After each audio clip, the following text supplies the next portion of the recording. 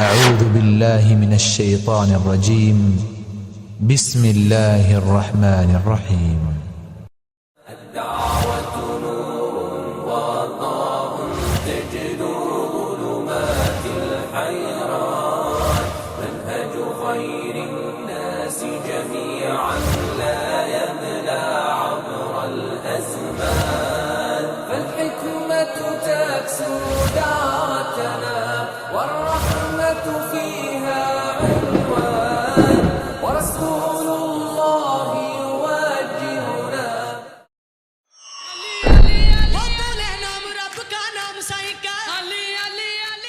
نارو زینب نارو ہاں میرے جگر کے ٹکڑے نارو میں کیسے نہ روں بابا میں اجڑ گئی بابا میں کیسے نہ روں بابا میں اجڑ گئی بابا.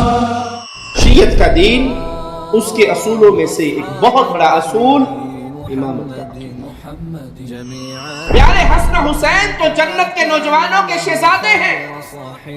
حسن حسین وہ مبارک نام ہے کہ ان سے پہلے یہ نام کسی کا نہیں رکھا گیا. پاکستان کا ایک ذاکر سیدنا علی رضی اللہ عنہ کی امامت کا ذکر کرتے ہوئے کہتا ہے کہ جب تک ان کو امام معصوم نہ مانا جائے نہ خون حلالی ہو سکتا ہے اور نہ ایمان پورا ہو سکتا ہے، نہ اللہ کی توحید مانی جا سکتی ہے، نہ محمد کی رسالت مانی جا سکتی ہے. وہ کہتا ہے قرآن پاک میں ہے والتین والزیتون، قسم ہے انجیر کی، قسم ہے زیتون کی، کا تین سے مراد حسن ہے، زیتون سے مراد حسین. آپ کے جو ائمہ جن کو آپ معصومین کہتے ہو ان میں سے کسی امام کا کوئی ایک شاگرد، سیدنا حسین کا کوئی ایک شاگرد، سیدنا حسن کا کوئی ایک شاگرد، سیدنا مولا علی کا کوئی ایک شاگرد، موسیٰ کاظم کا کوئی ایک شاگرد، جعفر صادق کا کوئی ایک شاگرد جس نے اپنا نام عبدالعلی، عبدالحسن، عبدالحسین، عبدالزہرا، عبدالامام، کوئی ایک مسجدوں میں گھس کے، مدارس میں گھس کے، امام بارگاہوں میں جا کر خودکش حملے کرنا یہ اسلام نہیں ہے. یہ اسلام کے چہرے کو سیاہ کرنا ہے، یہ اسلام کی سفید چادر کو داغدار کرنا ہے. یہ باعث اجر نہیں، باعث ثواب نہیں کہ آپ کسی امام باڑے میں جائیں اور اپنے آپ کو خودکش حملہ کر کے اور وہاں نمازیوں کو ہلاک کر دیں. یہ آپ کے ذمہ اللہ نے لگایا ہے، یہ رسول نے. السابقون الأولون من المهاجرين والأنصار والذين اتبعوهم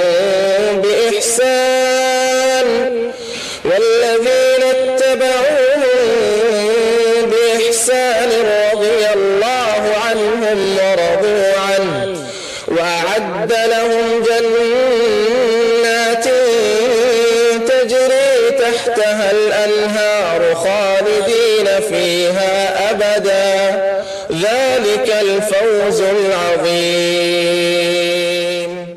إن الحمد لله نحمده ونصلي على رسوله الكريم. أعوذ بالله من الشيطان الرجيم. بسم الله الرحمن الرحيم. ونزلنا عليك الكتاب تبيانا لكل شيء.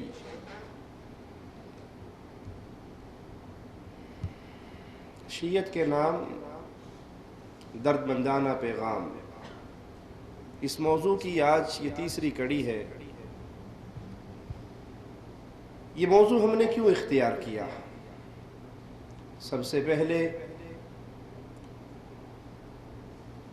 اللہ مالک کے سامنے سرخرو ہونے کے لیے، اپنے اوپر آنے والی ذمہ داری کو ادا کرنے کے لیے. قیامت کے دن ہم اللہ مالک کے سامنے کہہ سکیں کہ ہم نے ان لوگوں کو حق کا پیغام پیار اور محبت کی زبان میں دیا جن کے عقائد میں اتنا بگاڑ کہ شاید اسلام کا ان عقائد سے کوئی تعلق نہ ہو. اور دوسری وجہ جس بنیاد پہ ہم نے یہ موضوع اختیار کیا وہ ایسے لوگوں پہ حجت کو تمام کرنا جو حق کو تلاش کرنا چاہتے ہیں، جن کے دل میں یہ ہو کہ آج تک ہمیں کسی نے پیار اور محبت سے نہیں بلایا، دلائل کی دنیا میں لا کر حقیقت سے پردہ نہیں اٹھایا،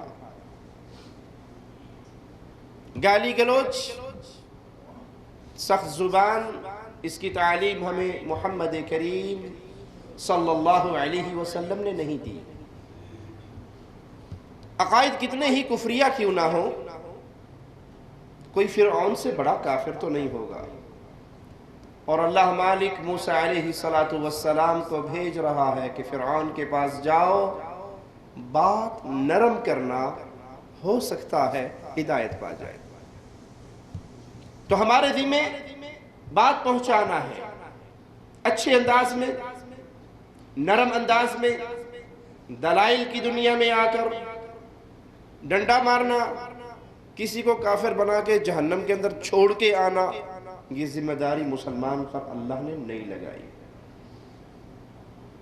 حق بیان کر دیجئے، دلائل بیان کر دیجئے، اور سننے والے کے لیے موقع آسان کر دیجئے، اور اسے بتا دے بھائی راہ ہدایت دکھانا ہماری ذمہ داری ہے، اب اس راہ ہدایت کا سوال تم اپنے اللہ سے کرو، اور جو رب سے سچے دل سے ہدایت مانگتا ہے اللہ اس کے لیے ہدایت کے راستے کھول دیتا ہے۔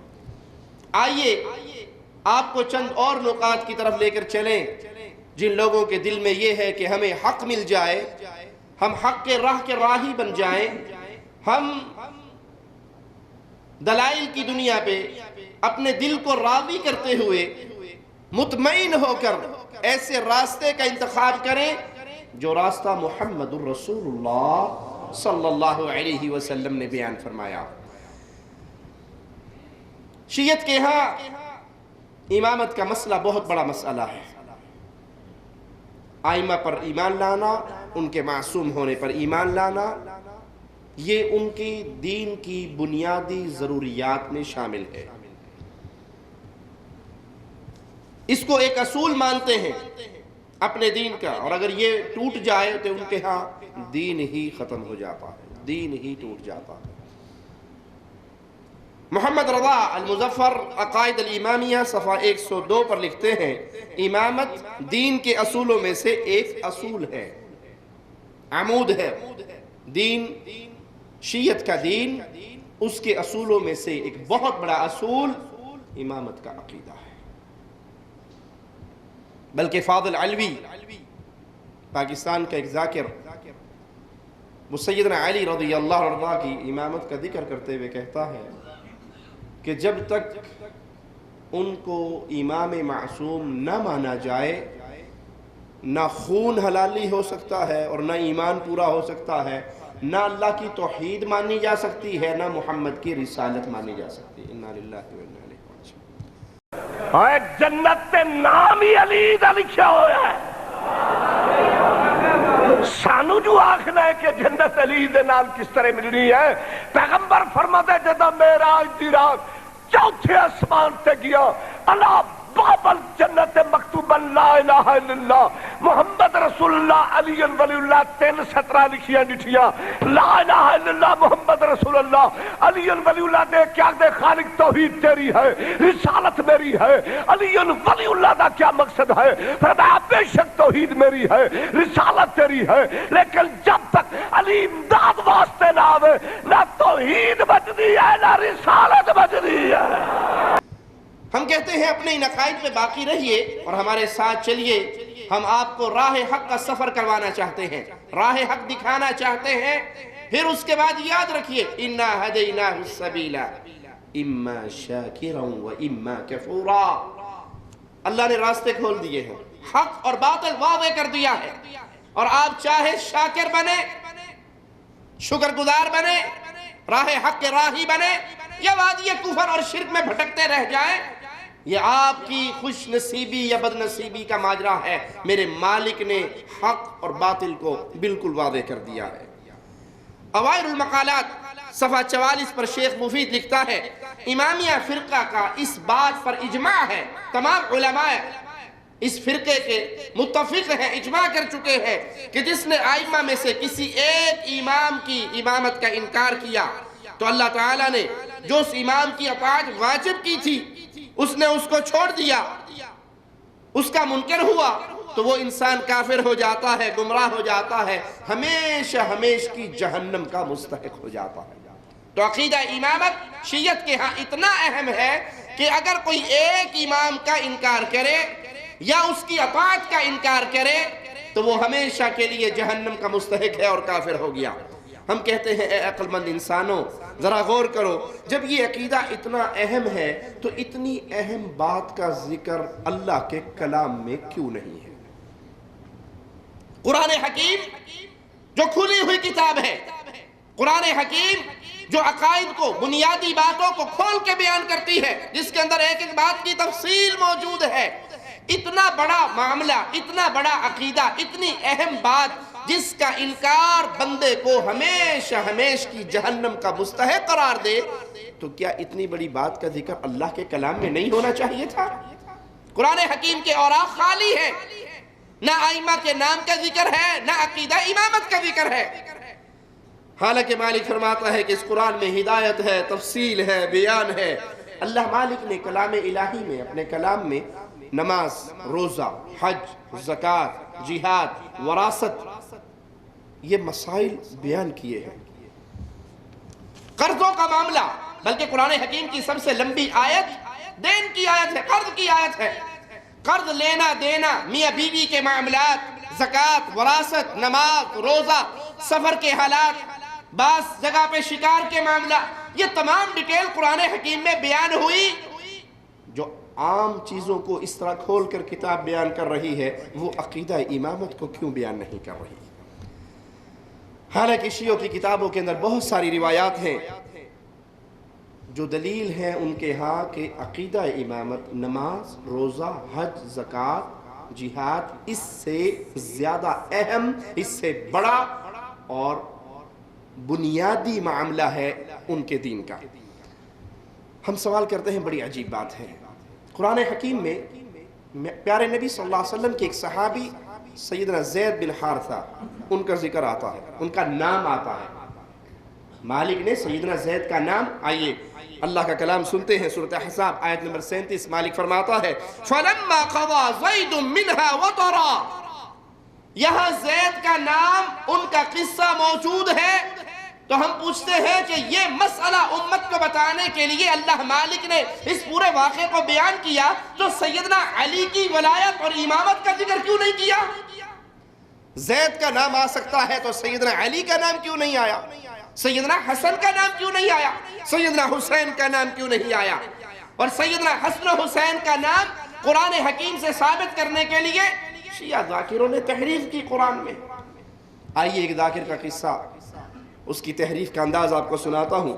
وہ کہتا ہے قرآن پاک میں ہے والتین والزیتون، قسم ہے انجیر کی، قسم ہے زیتون کی، کا تین سے مراد حسن ہے، زیتون سے مراد حسین ہے۔ انا للہ و انا الیہ راجعون۔ قوله تعالى والتين والزيتون، التين الحسن والزيتون الحسين عليهما السلام۔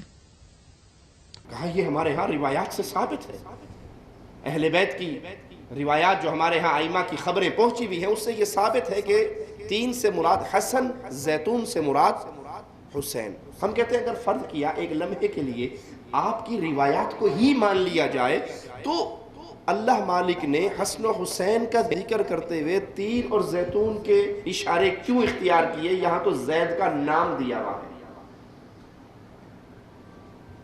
پیارے حسن و حسین تو جنت کے نوجوانوں کے شہزادے ہیں۔ حسن و حسین وہ مبارک نام ہے کہ ان سے پہلے یہ نام کسی کا نہیں رکھا گیا۔ حسن و حسین رسول اللہ صلی اللہ علیہ وسلم کی آنگن کی خوشبو ہے، عظیم ترین ہستی ہے، عظیم ترین مقام ہے ان کا۔ نہ علی کا نام قرآن حکیم میں، نہ حسن کا نام قرآن حکیم میں، نہ حسین کا نام قرآن حکیم میں، اور آپ کو حسن و حسین کی امامت اور ان کا ذکر ثابت کرنے کے لیے وہ تین و زیتون کے تحریف کرتے ہوئے یہ معنی نکالنے پڑے کہ یہاں ایک سے مراد حسن ہے اور دوسرے سے مراد حسین ہے. آخر کیوں؟ مسئلہ اتنا بڑا کہ امامت کو نہ ماننے والا کافر ہمیشہ کا جہنمی. نہ ائمہ کا نام کلام الہی میں ہے، نہ اس عقیدے کا ذکر کلام الہی میں ہے. مالک فرماتا ہے وَهُوَ الَّذِي أَنزَلَ إِلَيْكُمُ الْكِتَابَ مُفَصَّلًا. اللہ مالک وہ ذات ہے جس نے ایک کتاب کامل تمہارے پاس بھیج دی اور اس کے مضامین خوب صاف صاف بیان کیے گئے. یہ قرآن حکیم مکمل کتاب ہے. اس کی بنیاد پہ جنت اور جہنم کے فیصلے ہونے ہیں.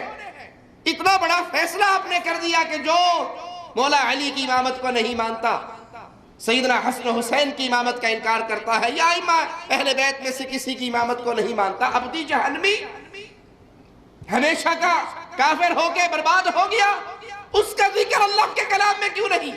آئیے قرآن حکیم کی ایک اور آیت پہ غور کرتے ہیں. وَنَزَّلْنَا عَلَيْكَ الْكِتَابَ تِبْيَانًا لِكُلِّ شَيْءٍ.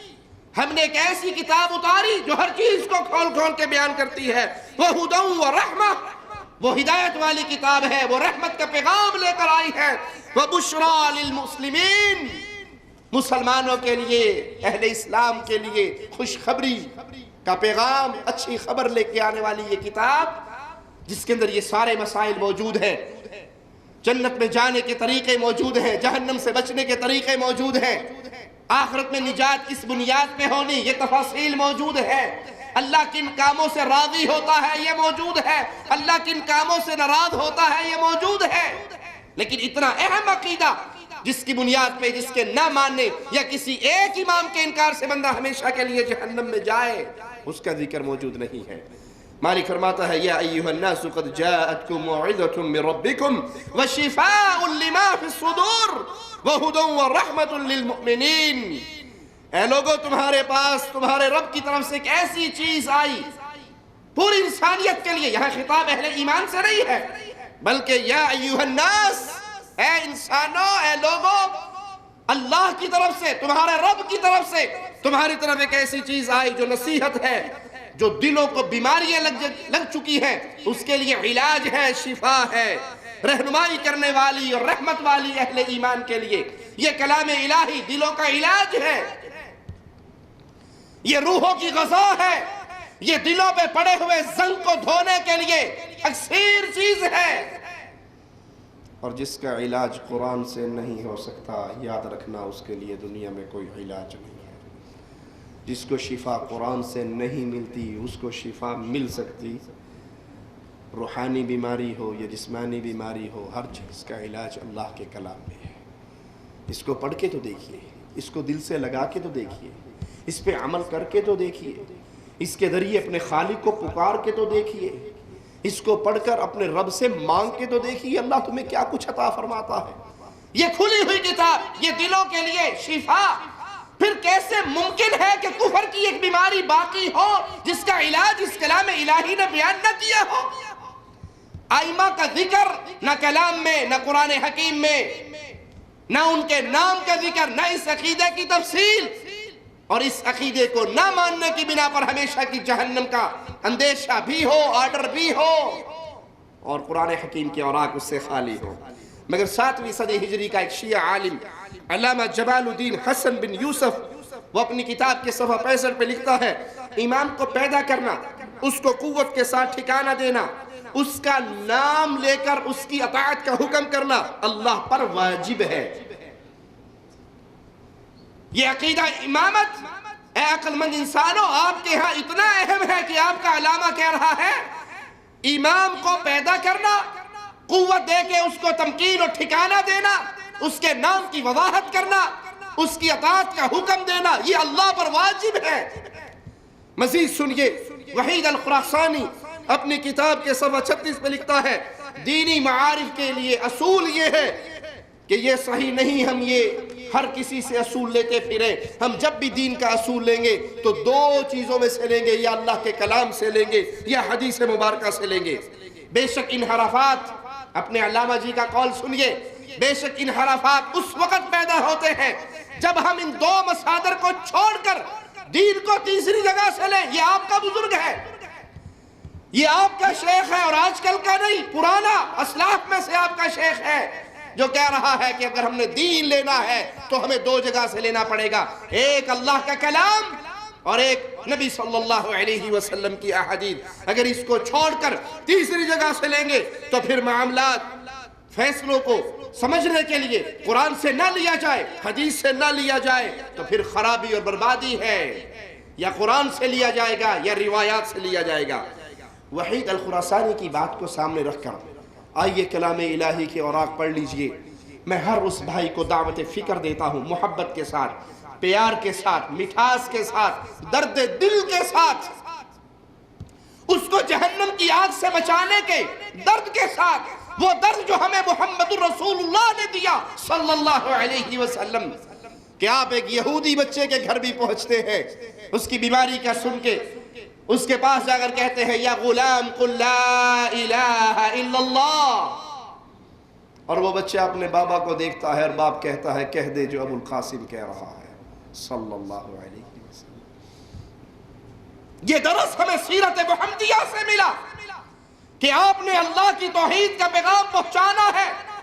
آپ کے سامنے کوئی یہودی ہے، عیسائی ہے، نان مسلم ہے، گمراہ مسلمان ہے، کلمہ پڑھ کے بدعقیدہ ہو چکا ہے، اس تک اللہ کا پیغام محبت کے ساتھ، پیار کے ساتھ، مٹھاس کے ساتھ، درد کے ساتھ، کہ سننے والے کو لگے اس آدمی کو میرے ساتھ کوئی درد ہے، کوئی لالچ ہے، اور اسے بتاؤ بھائی ہمیں لالچ صرف یہی ہے کہ اپنی جان کو جہنم کی آگ سے بچانا۔ اور اگر ہمارا پیغام سن کے آپ راہ حق کے راہی بن جائیں تو ہمیں پیارے نبی صلی اللہ علیہ وسلم نے خوشخبری دی تھی سیدنا علی کو خیبر کی طرف روانہ کرتے ہوئے، علی ایک آدمی تیری وجہ سے دین حنیف پہ آ گیا، سرخ قیمتی اونٹوں سے زیادہ قیمت یہ دولت ہے۔ ہم یہ ڈھنڈورا اس لیے پیٹ رہے ہیں سب سے پہلے اپنے گریبان کو قیامت کے دن بچائیں، کہ اے اللہ جو ذمہ داری ہمارے کندھوں پہ پڑی تھی اس کو نبھانے کی کوشش کی ہم نے، تیرے بندوں تک پیغام لے کر کے، جو نام تو اسلام کا لیتے تھے لیکن ان کے عقائد تیری بھیجی ہوئی شریعت سے ٹکراتے ہیں۔ کچھ لوگ یہ دعوت کا کام کرتے ہیں لیکن گالی گلوچ کر کے، دیواریں سیاہ کر کے، کافر کافر، شیعہ کافر، جو نہ مانے وہ بھی کافر، ہم انہیں پیغام دیتے ہیں تمہارا یہ اسلوب محمد کریم نے نہیں دیا صلی اللہ علیہ وسلم۔ فرعون سے بڑا کافر کون ہوگا؟ کبھی بھی موسیٰ علیہ السلام نے فرعون کے پاس جا کر یہ نعرہ نہیں لگایا کافر کافر، فرعون کافر، جو نہ مانے وہ بھی کافر۔ ابو جہل جس کو پیارے نبی صلی اللہ علیہ وسلم نے اس امت کا فرعون کہا تھا، اس کے سامنے کبھی پیارے نبی صلی اللہ علیہ وسلم نے یا آپ کے اصحاب نے یہ نعرہ نہیں لگایا کافر کافر، ابو جہل کافر، جو نہ مانے وہ بھی کافر۔ یہ دعوت کا انداز نہیں ہے۔ مسجدوں میں گھس کے، مدارس میں گھس کے، امام بارگاہوں میں جا کر خودکش حملے کرنا یہ اسلام نہیں ہے۔ یہ اسلام کے چہرے کو سیاہ کرنا ہے، یہ اسلام کی سفید چادر کو داغدار کرنا ہے۔ یہ باعث اجر نہیں، باعث ثواب نہیں کہ آپ کسی امام باڑے میں جائیں اور اپنے آپ کو خودکش حملہ کر کے اور وہاں نمازیوں کو ہلاک کر دیں۔ یہ آپ کے ذمہ اللہ نے لگایا ہے یا رسول نے؟ اللہ کی قسم یہ تعلیم نہ اللہ کے کلام سے ملتی ہے نہ محمد کے فرمان سے ملتی ہے صلی اللہ علیہ وسلم۔ یہ اغیار کی کہانی یہ ہے، یہ اغیار کے مفادات کو آپ پورا کر رہے ہیں، اسلام کے نام کو بدنام کر رہے ہیں۔ وہ مساجد کے اندر مسلمانوں کا ذبح ہو، وہ قرآن پڑھنے والی بچیوں اور بچوں کا ذبح ہو، وہ مساجد کو جلانے کی کوششیں ہو، وہ مساجد کو بموں سے اڑانے کی کوششیں ہو، یا وہ امام بارگاہوں میں جا کے دہشت گردی ہو، اسلام بری ہے اس کام سے۔ اللہ کی بھیجی ہوئی شریعت اس کا درس نہیں دیتی۔ آپ کے ذمہ دعوت دینا ہے، آپ کے ذمہ پیغام پہنچانا ہے۔ دل کی دنیا بدلنے والا اللہ مالک ہے۔ کوئی مانتا ہے ٹھیک ہے، نہیں مانتا تو وہ جانے، اس کا اللہ جانے۔ تو ہم آپ تک یہ درد کے ساتھ پیغام لے کر آئے ہیں، بھائی ایک ایسا عقیدہ آپ کے علماء نے آپ کو دیا جس کے نہ ماننے کی وجہ سے انسان ہمیشہ کا جہنمی بقول آپ کے علماء کے بنے۔ اور آپ کے علامہ خراسانی ہی کہہ رہے ہیں ہم نے دین لینا ہے تو یا تو قرآن حکیم سے لیں گے یا احادیث مبارکہ سے لیں گے، لیکن یہ عقیدہ امامت قرآن پاک میں نہیں ہے، پیارے نبی صلی اللہ علیہ وسلم کی صحیح احادیث میں بھی نہیں ہے۔ اسی لیے علماء شیعہ میں سے دو گروہ بن گئے۔ ایک گروہ نے یہ عقیدہ رکھا کہ مہربانی لطف اللہ پر واجب ہے اور امام کا لیا جانا، امام کا نام لیا جانا اللہ کی مہربانی ہے۔ امام کا نام قرآن پاک میں ذکر کیا گیا تھا لیکن صحابہ نے تحریف کر دی اور سیدنا علی کا نام نکال دیا۔ اکثر شیعہ علماء یہی عقیدہ رکھتے ہیں، اکثر شیعہ علماء کا یہی قول ہے، بلکہ بعض علماء نے اجماع تک نقل کیا ہے کہ صحابہ نے اس قرآن کو تبدیل کیا اور سیدنا علی کا نام نکال دیا۔ ہم ان کو پھر پیار سے دعوت دیتے ہوئے کہتے ہیں قرآن حکیم وہ عظیم نعمت جس کی حفاظت کا ذمہ انسانوں نے نہیں لیا، انسانوں کے رب نے لیا ہے، اور جس کی رکھوالی مولا کرے اس میں کوئی تبدیلی کر سکتا؟ جس کی حفاظت اللہ اپنے ذمے لے لے اس کے اندر کوئی تبدیلی کر سکتا؟ اس کا تو ایک حرف بھی تبدیل نہیں ہو سکتا۔ کیوں؟ اس کی حفاظت کون کر رہا ہے؟ اللہ کر رہا ہے۔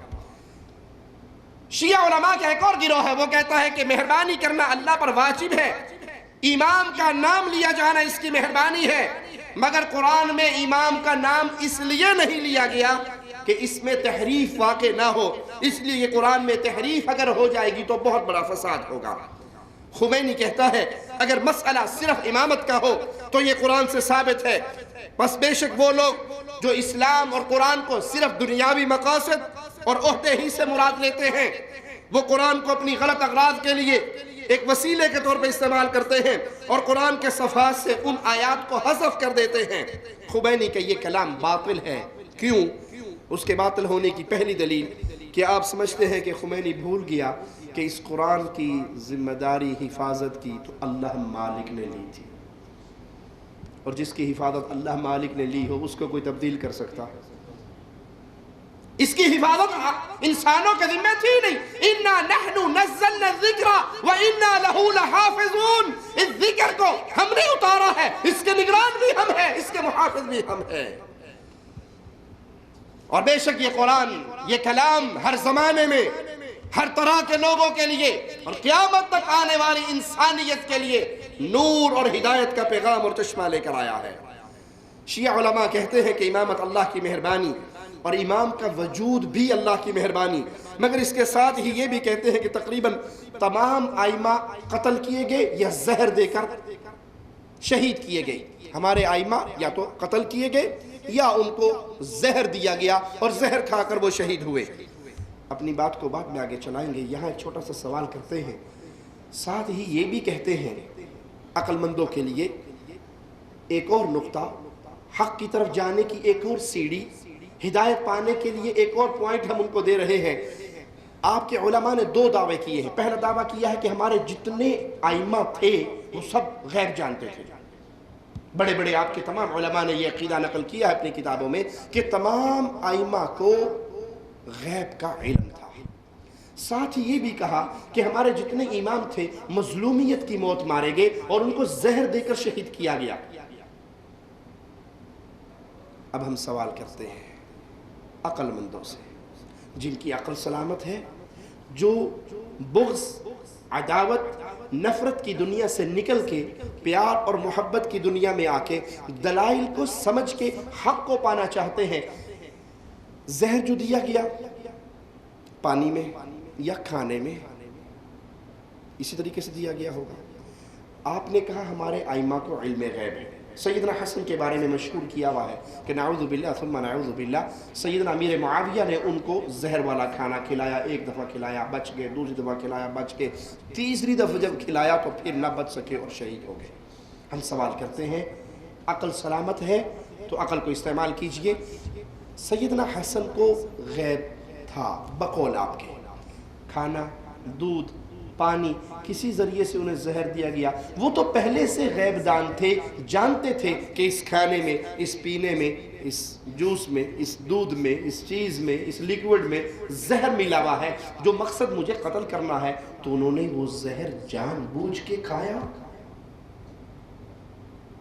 سیدنا حسین آخری وقت تک منتیں کرتے رہے اپنے بھائی کی، اے بھائی مجھے بتا دے یہ زہر دینے والا ہے کون؟ کہا کیا کرے گا؟ کہا میں اس کو قتل کر کے اس کی لاش کو سولی پہ ٹانگ کے اس سے انتقام لوں گا کہ تو نے محمد کے نواسے کو قتل کیا ہے۔ جواب میں سیدنا حسن کہتے ہیں کہ بھائی میری وجہ سے کسی کا خون نہ بہا، مجھے جس نے بھی دیا ہے میں اور وہ قیامت کے دن اللہ کے دربار میں ہی فیصلہ ہوگا۔ لیکن عقل مندو سوال، آپ کہتے ہیں ہمارے سارے ائمہ کو زہر دے کر قتل کیا گیا، تو انہوں نے جانتے بوجھتے زہر کھایا؟ اور جو جان بوجھ کے زہر کھائے تو یہ خودکشی نہیں ہے؟ تو کیا عقل مانتی ہے کہ اہل بیت کے ائمہ اولاد علی رضی اللہ عنہ وارضا وہ جان بوجھ کر زہر کھا کر خودکشی کی موت مرے؟ انا للہ و انا الیہ راجعون۔ اس سے بڑھ کر ائمہ کی اور توہین کیا ہوگی؟ یہ تو ائمہ کی گستاخی ہے، یہ تو اولاد علی کی گستاخی ہے، یہ تو پیارے نبی کی آل کی گستاخی ہے کہ انہوں نے جان بوجھ کے زہر کھا لیا اور خودکشی کر کے فوت ہو گئے۔ نہیں، اللہ کی قسم غیب کی ساری کنجیاں صرف اللہ کے پاس ہیں، اللہ کے علاوہ کوئی غیب نہیں جانتا۔ ائمہ کو ظالموں نے زہر دیا اور وہ مظلومیت کی موت شہید ہوئے، یہ بات تو درست ہے، لیکن انہیں غیب کی خبر نہیں تھی۔ یہ خبر جھوٹی ہے جو تم نے مشہور کر دی۔ تو ہم سوال کرتے ہیں، اگر آپ کہتے ہو ائمہ کا دنیا پہ وجود اللہ کی مہربانی ہے، تو پھر اللہ نے اپنی مہربانی کو برقرار رکھنے کے لیے انہیں ہمیشہ کی زندگی کیوں نہیں عطا کی؟ اللہ کی مہربانی اٹھ جائے تو فساد ہوگا، ائمہ فوت ہوئے تو فساد ہوا، ائمہ اہل بیت اٹھا لیے گئے تو دنیا کے اندر شر پھیلا۔ یہ رحمت اٹھی، جب رحمت اٹھتی ہے تو پھر زحمت اور عذاب آتا ہے۔ اگر یہ ائمہ اللہ کی مہربانی تھے تو پھر سوال ہے کہ اللہ نے ان کو دوام کیوں نہ بخشا، حالانکہ ان کے قتل ہو جانے سے بہت بڑی خرابی پیدا ہوئی۔ جب یہ بات قبول کرتے ہو تو پھر سوچئے کہ اللہ نے ائمہ کا نام قرآن پاک میں کیوں نہ بیان کیا، اور تمہارے علماء کی وہ بات باطل ثابت ہوئی کہ اس لیے بیان نہ کیا کہ قرآن میں تحریف ہوتی تو فساد ہوتا۔ بھئی جب اللہ کے پیارے بندوں کے مر جانا، ان کا قتل ہو جانا، ان کا شہید ہو جانا، ان کو زہر دیا جانا، یہ فساد نہیں ہے؟ جب یہ فساد برپا ہوا تو پھر ائمہ کا نام قرآن حکیم میں کیوں بیان نہ کیا گیا؟ قرآن میں تحریف واقع ہونے کی فساد کا خیال ایک وہمی چیز ہے، سوچ ہے، ممکن ہے ایسا ہو، ممکن ہے ایسا نہ ہو، یہ ایک وہمی چیز ہے۔ لیکن امام کو تکلیف پہنچنے کا فساد ایک ظاہری چیز ہے، اور یہ فساد تمام ائمہ کے لیے ایک کے بعد ایک کر کے حاصل ہو چکا ہے، جیسے وہ خود بھی اعتراف کرتے ہیں۔ اگر شیعہ علماء اس بھنور سے نکلنا چاہتے ہیں تو انہیں تین میں سے ایک بات ماننی پڑے گی، اور وہ یہ کہ یا تو یہ کہہ دے کہ امام کا نام لے کر اس کی اطاعت کرنے کا حکم دینا اللہ کی مہربانی نہیں ہے، یا تو یہ مانے۔ اگر یہ نہیں مانتے تو پھر یہ مانے کہ یہ مہربانی تو ہے لیکن اللہ پر واجب نہیں کہ ان ائمہ کا نام انسانوں کو بتایا جاتا، یا پھر یہ کہے کہ یہ مہربانی تو ہے مگر ایسی خرابی موجود ہے جس کی وجہ سے اس کا ایجاد یا اس کا ظہور نہیں ہو سکا۔ حقیقت یہ ہے کہ قرآن پاک میں کہیں پر کوئی ایک آیت ایسی نہیں جس میں کسی ایک امام کا نام بھی واضح طور پہ لیا گیا ہو، یا کوئی ایک نص بھی ایسی نہیں جس سے دلیل ائمہ کی اطاعت اور ائمہ کے امامت کے اس عقیدے کی طرف اشارہ ہو، بلکہ وہ ان روایات سے استدلال کرتے ہیں جن سے قرآن کی تفسیر کی جاتی ہے۔ جب معاملہ روایات کا آیا تو پھر ثابت ہوا کہ یہ چیز قرآن سے ثابت نہیں ہوئی بلکہ یہ استدلال تو سنت سے ہے۔ کوئی کچھ پوچھنے والا پوچھ سکتا ہے، قرآن حکیم کو ہم پڑھیں تو قرآن پاک صحابہ کی تعریف کے اندر بہت ساری آیات انسانیت کو سناتا ہے۔ قرآن حکیم کی آیات بھری پڑی ہے اللہ کے نبی صلی اللہ علیہ وسلم کے پیارے اصحاب کی تعریف میں، اور اگر تاریخ کا رخ کریں تو مرتدین سے ان کا قتال، ان کا جہاد، ان کی فتوحات، 64 لاکھ مربع میل کرۂ ارض پہ توحید کے جھنڈوں کا لہرانا، کیسر و کسریٰ کے محلات کو ڈھا کر ان کے تاج کو قدموں میں روند کر اسلام کے جھنڈے کو گاڑنا، اور سورج غروب نہیں ہوتا تھا مسلمانوں کے ملک میں، ایسی تاریخ بھی۔ یہ سارا کردار کن کا ہے؟ بلوچستان تک فوجیں کون لے کر آیا؟ بر صغیر تک اسلام کا پیغام کس نے پہنچایا؟ وہ صحابہ کی جماعت تھی جو اللہ کے نبی صلی اللہ علیہ وسلم سے نور ہدایت کو لے کر نکلے اور پوری دنیا کے اندر پھیل گئے۔ پھر شیعہ علماء صحابہ کرام پر تہمتیں لگانے پر اصرار کیوں کرتے ہیں کہ ایسا ممکن نہیں کہ ان کے ہاں کوئی ایسے اسباب ہوں، کوئی ایسی وجوہات ہوں جن کی بنا پر وہ نبی صلی اللہ علیہ وسلم کے صحابہ پہ الزام لگاتے ہوں۔ ہم کہتے ہیں یہ سوال بڑا ہی پیارا ہے اور اس کے جواب کئی پہلو سے دیے جا سکتے ہیں، اور یہ نکات آج کے نہیں ہیں، یہ نکات پرانے ہیں، اور اس کا بہترین جواب امام ابو زرع رازی رحمہ اللہ 3 صدی ہجری میں دے چکے ہیں۔ میں پھر آسان کر کے آپ کو سمجھا دوں، قرآن حکیم کی آیات صحابہ کی تعریف میں بھری پڑی ہے، واضح نص۔ ہم روایات کی طرف نہیں آتے، احادیث کی طرف نہیں آتے، صرف قرآن حکیم پہ بھی رہے تو صحابہ کی تعریف میں ان کے جنتی ہونے کی گارنٹی اللہ کے کلام سے مل رہی ہے۔ اللہ ان سے راضی ہوا، وہ اللہ سے راضی ہوئے، ان کے لیے جنات ہیں، نہریں ہیں، باغات ہیں۔ اس کے باوجود شیعہ علماء کی زبانیں صحابہ کی توہین سے باز نہیں آتی۔ صرف آپ کو یقین کی وادی میں لے جانے کے لیے ایک منظر دکھاتا ہوں۔ یاسر خبیث وہ حالت نماز میں اپنے ہاتھ بلند کرتا ہے، سیدنا ابو بکر، سیدنا عمر، سیدنا عثمان، سیدہ عائشہ، سیدہ حفصہ رضوان اللہ علیہم اجمعین پر لعنتیں کرتا ہے حالت نماز میں۔ وہ جنہوں نے زندگی پیارے نبی کے ساتھ گزاری، وہ جن کی گود میں نبوت غار میں سوتی رہی، وہ جو نبی کے سفر کے ساتھی، حضر کے ساتھی، قبر کے ساتھی، ان ظالموں کی بد زبانگی سے پیارے نبی کے وہ صحابہ بھی محفوظ نہ رہ سکے، بلکہ ان کے ہاں بہت بڑا ثواب سمجھا جاتا ہے، نعوذ باللہ ثم نعوذ باللہ، پیارے نبی صلی اللہ علیہ وسلم کے صحابہ کو گالی دینا۔ کیوں؟ اس کا جواب 3 صدی ہجری میں اہل سنت کے امام ابو زرع رازی رحمہ اللہ ارشاد فرماتے ہوئے کہتے ہیں، جب آپ دیکھیں کوئی انسان صحابہ پر طعن کرے، صحابہ پر جرح کرے، صحابہ کو اپنی گندی زبان سے برے الفاظ سے یاد کرے، تو یاد کر لیجئے ایسا انسان زندیق ہے، یہ مجرم ہے، یہ زندیق ہے۔ کیوں؟ قرآن حکیم ہمارے ہاں برحق ہے، اس میں کوئی شک نہیں، سنت رسول صلی اللہ علیہ وسلم ہمارے ہاں برحق ہے، اس میں کوئی شک نہیں۔ جب قرآن اور سنت ہمارے ہاں برحق ہے، قرآن اور سنت ہم تک پہنچی کیسے؟ کن کے ذریعے؟ جی صحابہ کے ذریعے۔ قرآن حکیم کو سب سے پہلے سنا اصحاب رسول اللہ نے، سب سے پہلے عمل کیا اصحاب رسول اللہ نے، اس کو آگے پہنچایا اصحاب محمد کریم نے۔ قرآن کو سننے والے، اس پہ عمل کرنے والے، اس کی تبلیغ کرنے والے، اس کو آگے پھیلانے والے رسول کریم صلی اللہ علیہ وسلم کے صحابہ، نبی کی سنت دیکھنے والے پیارے نبی کے صحابہ، عمل کرنے والے نبی کے صحابہ، آگے پہنچانے والے نبی کے صحابہ۔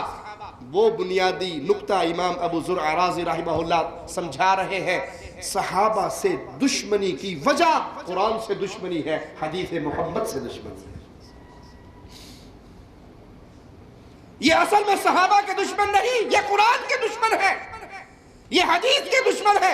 صحابہ کی ذات پہ طعن اس لیے کرتے ہیں کہ جب صحابہ کی ذات مشکوک ہو جائے گی تو قرآن مشکوک ہوگا یا نہیں؟ جب نعوذ باللہ ثم نعوذ باللہ امیر معاویہ کو کافر، فاسق، ظالم، مجرم قرار دے دیا جائے، اہل سنت اس بات کو تسلیم کر لے، تو نتیجہ کیا نکلا کہ امیر معاویہ جو وحی کے کاتب تھے، کتابت کیا کرتے تھے، اس کی کیا حیثیت باقی رہے گی؟ تو یہ اصل میں طعن کر رہے ہیں قرآن پر، طعن کر رہے ہیں سنت رسول اللہ پر، جرا کرتے ہیں صحابہ پر قرآن و حدیث میں ظلم کے تیر مارنے کے لیے، امام ابو زرع کہتے ہیں اور یہ زیادہ حقدار ہے کہ ہم ان پہ جرا کریں تاکہ قرآن حکیم کا مقام بلند رہے، سنت رسول کریم صلی اللہ علیہ وسلم کا مقام بلند رہے۔ اور یاد رکھو صحابہ پر طعن کرنے والا حقیقت میں قرآن اور حدیث کا دشمن ہے اور یہ زندیق ہے، اس کا اسلام سے کوئی تعلق نہیں ہے۔ بے شک یہ لوگ اہل سنت سے حسد کرتے ہیں اور ان پہ قرآن حکیم کی یہ آیت پوری اترتی ہے، وَدُّوا لَوْ تَكْفُرُونَ كَمَا كَفَرُوا فَتَكُونُونَ سَوَاءً، یہ چاہتے ہیں کہ تم کفر کرو جیسے انہوں نے کفر کیا تاکہ کفر میں تم برابر ہو جاؤ۔ یہ حسد کی وجہ سے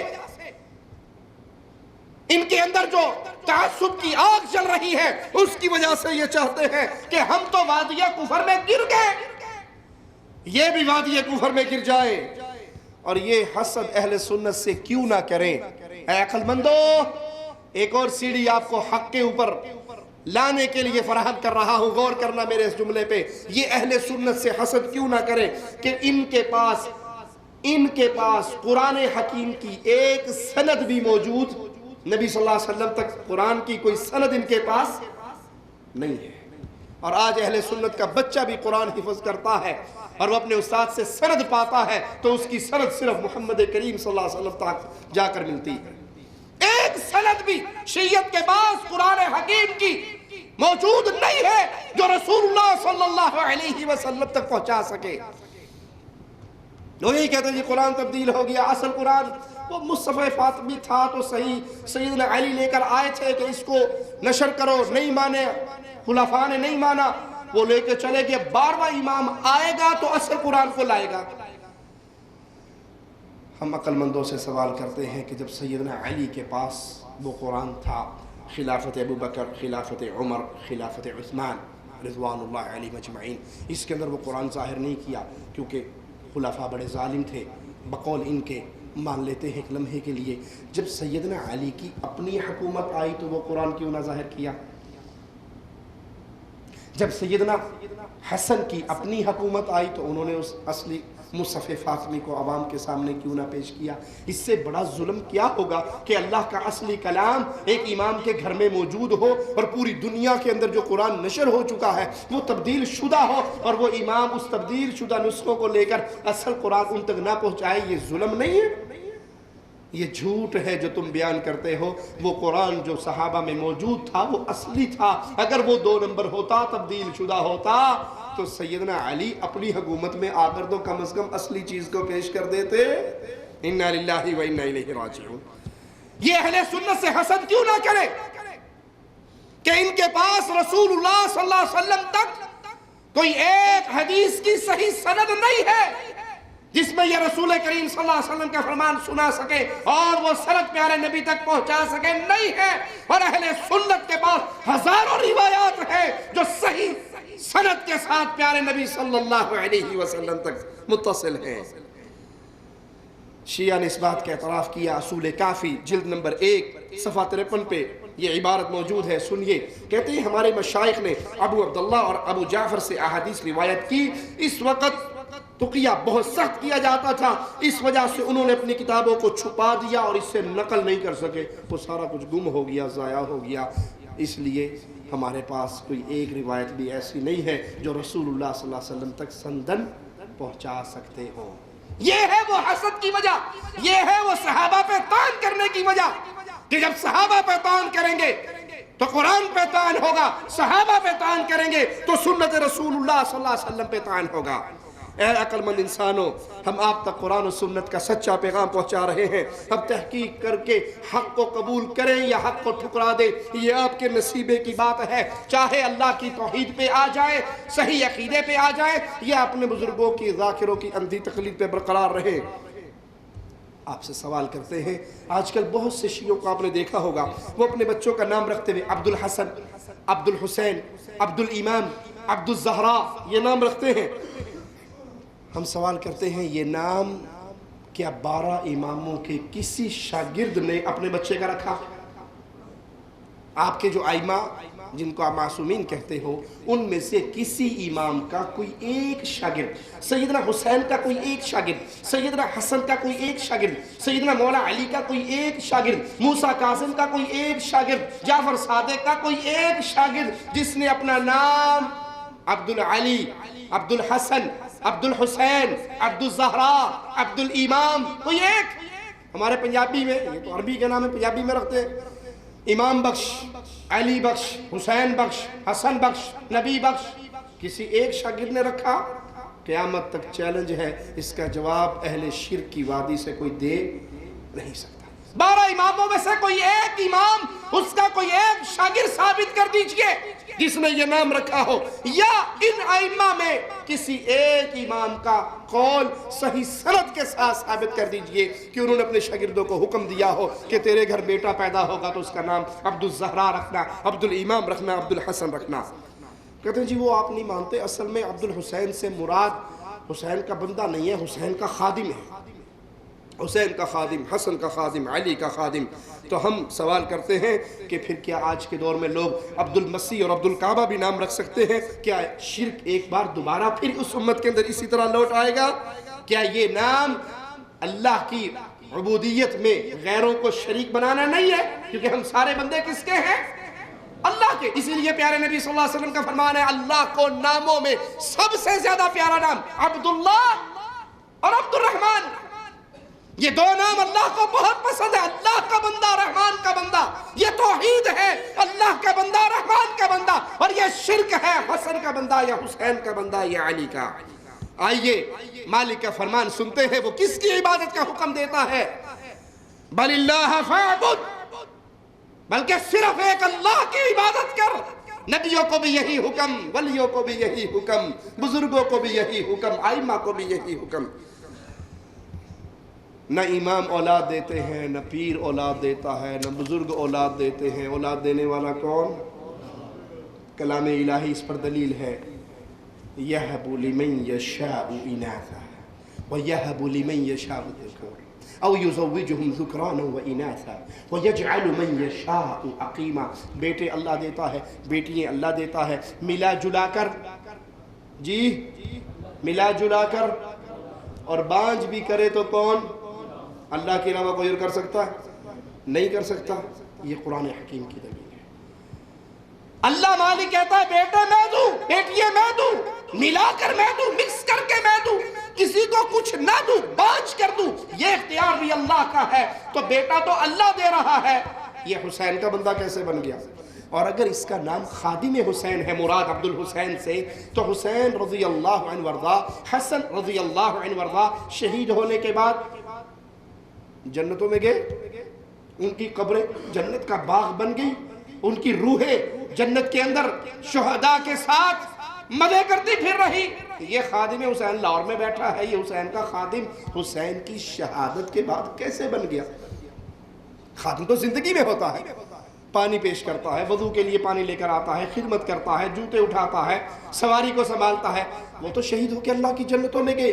آج اپنے بیٹوں کا یہ نام رکھنے والوں غور کرو، کہیں تم اللہ کی عبادت میں غیر اللہ کو شریک تو نہیں کر رہے؟ اور اللہ کی قسم یہ مسئلہ بڑا خطرناک ہے۔ اپنے بچوں کا نام عبداللہ اور عبد الرحمن رکھیے، صحابہ کے نام پہ رکھیے، انبیاء کے نام پہ رکھیے، لیکن عبدیت کی نسبت اپنے بیٹے کی اللہ سے توڑ کے غیر کی طرف، وہ پیر دیتے کی شکل میں ہو، وہ پیر بخش کی شکل میں ہو، وہ نبی بخش ہو، وہ علی بخش ہو، بخشنے والا، عطا کرنے والا۔ بیٹا مل جائے تو خوشی ہوتی ہے نا، بیٹی مل جائے تو اتنی خوشی نہیں ہوتی۔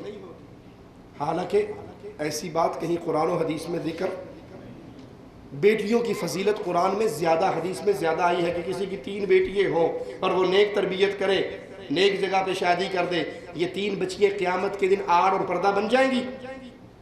بیٹیوں کی فضیلت زیادہ ہے، لیکن ایک دنیا کا اصول چلا ہوا ہے، جب بیٹا ہو تو کیا نام رکھتے ہیں؟ پیر دیتا، پیر بخش، نبی بخش، علی بخش، ولی بخش، امام بخش، حسین بخش، حسن بخش۔ اور بیٹی ہو، آپ نے کبھی کوئی پیر دتی دیکھی؟ پیر دتا تو دیکھا، پیر دتی نہیں. بیٹی کمزور ہے نا, اس کی نسبت اللہ کی طرف نہیں کرتے. کڑی ہو تو پھر اللہ رکھے, اللہ وسائی, اللہ بخشی. وہ اللہ وسائی ہے, وہ اللہ دیتی, وہ اللہ بخشی ہے, وہ اللہ رکھی ہے. اور بیٹا ہو تو وہ پیر دیتا ہے. ظالمو, تم نے اپنے رب کی شان, غیرت, قدر کو نہیں سمجھا. تو یہ نام رکھنا حقیقت میں وادی ایمان سے نکل کے وادی شرک میں جانے کے مترادف ہے. آئیے آپ کو سمجھانے کے لیے آخری بات کہہ کے بات ختم کرتا ہوں. شیعہ مذہب کی حقیقت کا ایک سیاہ باب اور دکھاتا جاؤں. چھیڑنا مقصود نہیں, طنز کرنا مقصود نہیں, کسی کے جذبات کو ٹھیس پہنچانا مقصود نہیں. مقصود یہ ہے, ہو سکتا ہے اس باب کو پڑھ کر کوئی عقل مند راہ حق کا راہی بن جائے. جو مسلمانوں کا دشمن ہو, کوئی مسلمان اس کی تعریف کر سکتا ہے؟ جو مسلمانوں کا دشمن, جو مسلمانوں کے بچوں کو ذبح کر رہا ہو, جو مسلمانوں کا قتل عام کر رہا ہو, جو مسلمانوں کی خون کی ندییں بہا رہا ہو, کوئی مسلمان مسلمانوں کے قاتل کی تعریف نہیں کر سکتا. یہ شان بھی ملی ہے تو شیعہ علماء کو ملی ہے. ذرا آئیے ہمارے ساتھ رہیے. تاتاری اسلام کے دشمن تھے, اس میں کوئی شک ہے؟ ہلاکو خان, چنگیز خان, تاتاری قوم اسلام کی دشمن, مسلمانوں کی دشمن. شاید ہی ان سے بڑھ کر کوئی مسلمانوں کا دشمن ہو کہ بغداد میں 15 لاکھ مسلمان تاتاریوں کی تلوار سے قتل ہوئے, خون کی ندییں بہائی گئی, نہروں کے رنگ, دریاؤں کے رنگ سرخ ہو گئے. اس شدت سے مسلمانوں کو قتل عام کیا گیا. لیکن اس کی تعریف کرتے ہوئے شیعہ علماء آپ کو نظر آئیں گے. سقوط بغداد کا صحرا شیعہ وزیر نصیر الدین طوسی, اس کے سر پہ باندھا جاتا ہے. شیخ الاسلام ابن تیمیہ رحمہ اللہ فرماتے ہیں تاتاریوں نے 12 لاکھ کے قریب لوگ قتل کیے. اسلام نے ایسا مقتل اپنی تاریخ میں کبھی نہیں دیکھا جیسا مقتل تاتاریوں نے مسلمانوں کا کیا. انہوں نے ہاشمیوں کو قتل کیا, عباسیوں, غیر عباسیوں کو قتل کیا, ان کی عورتوں کو اپنی لونڈیاں بنا کر لے گئے. پس وہ انسان اہل بیت سے محبت کا دعویٰ کیسے کر سکتا ہے جو ان ظالموں, ان تاتاریوں کی تعریف کرے جنہوں نے ہاشمیوں کا لہو بہایا اور ان کی عورتوں کو اٹھا کر لے گئے. ابن قیم رحمہ اللہ فرماتے ہیں جب معاملہ, اس وزیر کا نام تھا نصیر الدین طوسی, جو شیعہ عالم تھا بہت بڑا. ابن قیم رحمہ اللہ فرماتے ہیں جب معاملہ نصیر الشرک والکفر, ملحد اور ملحدوں کے وزیر نصیر طوسی ہلاکو خان کے وزیر تک پہنچ گیا تو اس نے اپنے جی کو اہل دین اور اہل سنت, نبی صلی اللہ علیہ وسلم کی سنت کی اتباع کرنے والوں سے تشفی دی. ان پہ ایسی تلوار چلائی اہل سنت پہ.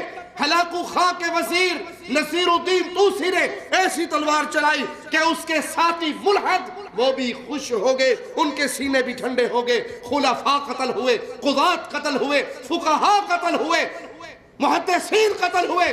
مکتبات, مسلمانوں کی کتابیں وہ اٹھا کے دریاؤں کے اندر پھینک دی گئی اور باقی چھوڑا گیا. نجومیوں کو, جادوگروں کو, فلسفیوں کو ساری مساجد ان کے حوالے کر دی گئی اور سارے اوقاف ان کو دے دیے گئے. اور ہلاکو خان کے سب سے قریبی انہی لوگوں کو قرار دیا گیا.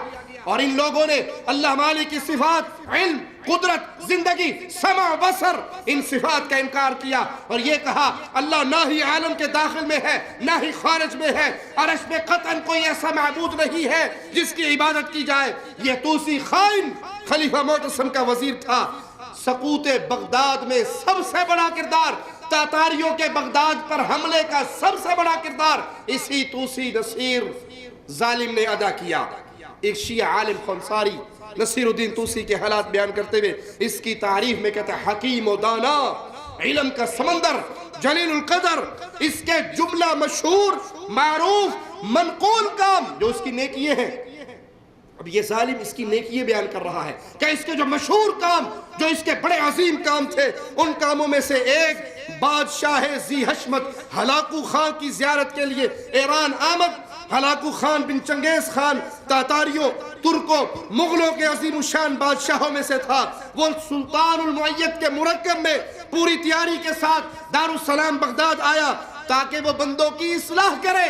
وہ بغداد آیا تھا مسلمانوں کی جڑیں کاٹنے کے لیے، اور یہ ظالم کہہ رہا تھا کہ وہ بندوں کی اصلاح کرے، رہنمائی کرے، بغاوت اور فساد کے سلسلے کو ختم کرے، اور بنو عباس کے بادشاہوں کو ختم کرے، ان کے ظلم کی آگ کو بجھا دے، ان سرکش لوگوں کے پیروکاروں کا قتل عام کرے، یہاں تک کہ ان کا گندا خون نہروں کی طرح بہہ پڑے۔ اس خون کی نہریں دجلہ کے پانی میں بہنے لگی، اور پھر وہاں سے تباہی کے گھر ہمیشہ کی جہنم میں منتقل ہو گئے، جو بدبختوں اور شرارتیوں کا ٹھکانہ ہے۔ خمینی اپنی کتاب الحکومہ الاسلامیہ صفحہ 142 میں لکھتا ہے، جب تقیہ کے حالات ہم میں سے کسی ایک پہ لازم کر رہے ہو کہ حکمران طبقے کی صفحہ میں داخل ہوا جائے، تو اس وقت تقیہ سے امتناع واجب ہوتا ہے، اگرچہ اس کی وجہ سے اسے قتل ہی کیوں نہ کرنا پڑے، سوائے اس کے کہ اس کا حکمرانوں کی صفوں میں داخل ہونا شکلی طور پہ حقیقی معنوں میں اسلام اور مسلمانوں کی نصرت ہو، جیسے نصیر الدین طوسی نے کیا۔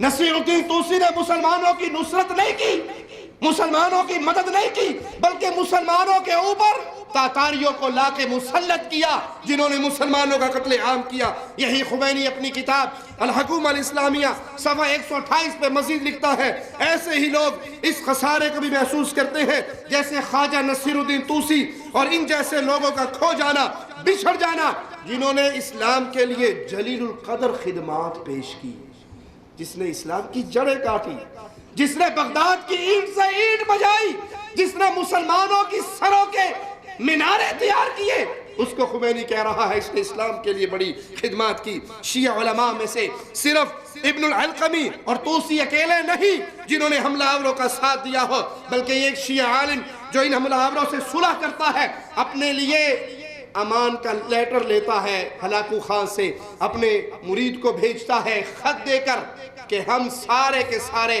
اس محلے کے باسی آپ کے لشکر میں شامل ہیں۔ ہلاکو خان کہتا ہے پھر میرے لشکر کے جھنڈے کے نیچے آ جاؤ۔ اس کا نام سید مجدد الدین ابن طاؤس یہ خط لکھتا ہے اور ہلاکو خان کو کہتا ہے ہم آپ کے جھنڈے کے نیچے ہیں، ہم آپ کے ساتھ ہیں۔ پیارے بھائی، اللہ سے دعا ہے اللہ ہمیں حق کہنے، حق کو سننے، آگے سنانے، اس کا پیغام پھیلانے کی توفیق عطا فرمائے۔ ہمیں زندہ رکھے تو ایمان پہ رکھے، ہمیں موت دے اس حال میں دے کہ اللہ ہم سے راضی ہو۔ یہ پیغام میرے ہر اہل سنت بھائی کو بھی ہے کہ اس موضوع کو یاد کیجئے اور ان تک پہنچائیے جن کے سامنے ابھی تک ان کے ذاکروں نے شرک کی گھٹا ٹوپ چادریں چڑھائی ہوئی ہیں۔ آپ کے اوپر لازم ہے، آپ کا دوست ہو، آپ کا عزیز ہو، آپ کا رشتہ دار ہو، آپ اس کو محبت اور پیار سے توحید کا پیغام دے، صحابہ کی عزت کا پیغام دے، قرآن حکیم کی حقانیت کا پیغام دے، اور یاد رکھے یہ پیغام دیتے ہوئے دو ہی باتیں آپ کے ذہن میں ہو کہ اے اللہ میں اس پیغام کو پہنچا رہا ہوں تاکہ قیامت کے دن میری جان بچ جائے کہ میں نے یہ حق ادا کر دیا۔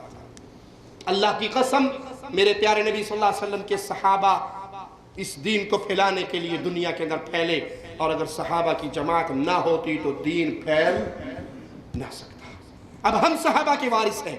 اگر آپ کا دل اندر سے یہ کہے ہاں واقعی میں صحابہ کا وارث ہوں، میں ابو بکر، عمر، عثمان، علی، حسن، حسین، طلحہ، سعد، سعید رضوان اللہ علیہم اجمعین کا وارث ہوں، تو اللہ کے لیے بستر پہ لیٹتے ہوئے رات کو سوچنا ابو بکر کے وارث نے ابو بکر کی کس سنت پہ عمل کیا ہے، عمر کے وارث نے عمر کی وراثت کے ساتھ کیا سلوک کیا ہے۔